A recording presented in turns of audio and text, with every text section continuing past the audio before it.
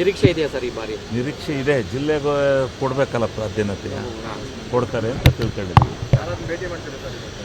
ನೋಡ್ತೀವಿ, ಎಲ್ಲರನ್ನೂ ಮಾಡ್ತೀವಿ, ಅವರು ಇವರು ಅಂತ ಅಲ್ಲ. ಸರ್ ನೀವು ಕಾಂಗ್ರೆಸ್ ಬರಬೇಕಾದ್ರೆ ನಿಮ್ಗೊಂದು ಭರವಸೆ ಕೂಡ ಕೊಟ್ಟಿದ್ರು ಸರ್? ಕೊಟ್ಟಿದ್ದಾರೆ ಭರವಸೆನೂ ಒಂದು ಕಡೆ ಎಲ್ಲ ಈಡೇರುತ್ತೆ ಸರ್, ಆಗುತ್ತೆ ಅಂತ ಭಾವನೆ ತಿಳ್ಕೊಂಡಿದ್ವಿ. ಮೊದಲನೇದ್ರಲ್ಲಾಗುತ್ತೋ ಎರಡನೇದ್ರಲ್ಲಾಗುತ್ತೋ ಒಟ್ಟಿನಲ್ಲಿ ಆಗುತ್ತೆ ಅನ್ನೋದು ನಂಬಿಕೆ ಥ್ಯಾಂಕ್ ಯು. ಇದ್ದಿಲ್ಲ. ನಾನು ಹಜ್ ಯಾತ್ರೆಯಲ್ಲಿ 1 ವೀಕ್ ಅಲ್ಲಿ ಸೌದಿ ಅರಬ್ಗೆ ಹೋಗಿದ್ದೀನಿ.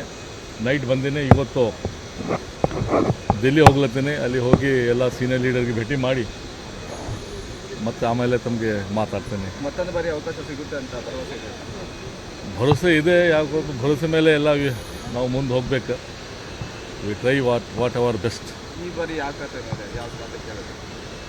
ಖಾತೆದು ಇಲ್ಲ, ಫಸ್ಟ್ ಇವತ್ತೇ ಬಂದಿನಿ ನಾನು. ಫಸ್ಟ್ ಹೋಗಿ ಅಲ್ಲಿ ಭೇಟಿ ಆದ್ರ ಮೇಲೆ ದೆನ್ ಡಿಸೈಡ್. ಯಾಕಂದರೆ ಹೈದರಾಬಾದ್ ಕರ್ನಾಟಕ ಏರಿಯಾನಲ್ಲಿ ಇನ್ಕ್ಲೂಡಿಂಗ್ ಅಲ್ಪಸಂಖ್ಯಾತ ರೇಸ್ನಲ್ಲಿ ಸಾಕಷ್ಟು ಜನ ಕೂಡ ಇದ್ದಾರೆ.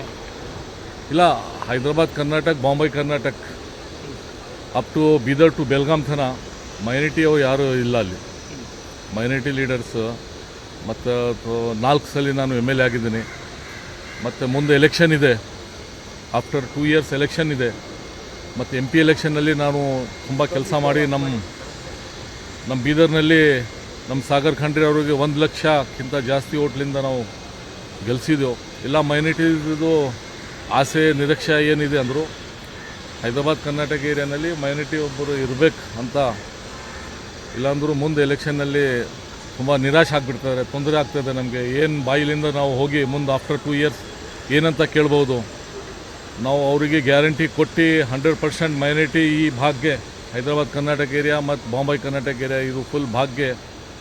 ಒಬ್ಬ ಮೈನಾರಿಟಿ ಮಿನಿಸ್ಟರ್ ಇರ್ತಾರೆ, ಮೈನಾರಿಟಿ ಸಹಾಯ ಮಾಡ್ತಾರೆ ಅಂತ MP ಎಲೆಕ್ಷನ್ ನಾವು 4-5 ಸೀಟ್ ಆ ಏರಿಯಾದು ಗೆಲ್ಸಿ ಬಂದಿದ್ದೆವು.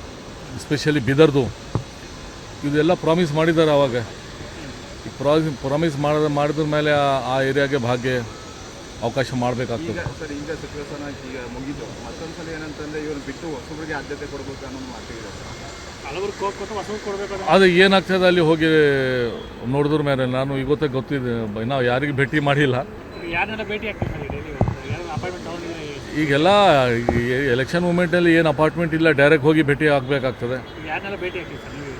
ನಾವು ಮಲ್ಲಿಕಾರ್ಜುನ್ ಖರ್ಗೆ ಸಾಹೇಬ್ರು ಇದ್ದಾರೆ, DK ಶಿವಕುಮಾರ್ ಸಾಹೇಬ್ರು ಇದ್ದಾರೆ, ಮತ್ತು ಸಿದ್ದರಾಮಯ್ಯ ಸಾಹೇಬ್ರು ಇದ್ದಾರೆ, ಸುರ್ಜೇವಾಲಾ ಸಾಹೇಬ್ರು ಇದ್ದಾರೆ, ವೇಣುಗೋಪಾಲ್ ಸಾಹೇಬ್ರು ಇದ್ದಾರೆ.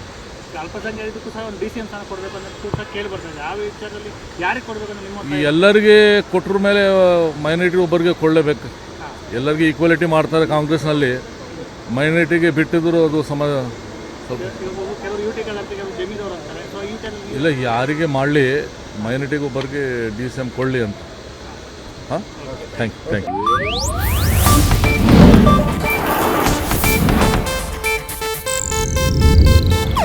ಇದು ಏಷ್ಯಾನೆಟ್ ನ್ಯೂಸ್ ನೆಟ್ವರ್ಕ್ ಪ್ರಸ್ತುತಿ.